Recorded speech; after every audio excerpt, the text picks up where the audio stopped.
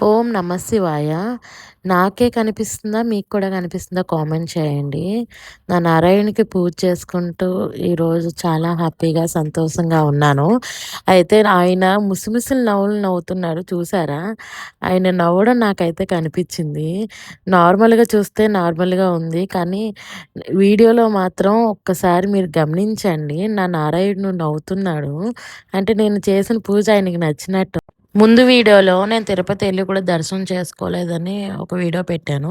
కానీ తర్వాత నేను తిరుపతి వెళ్ళాను. అనుకోకుండా వెళ్ళాను.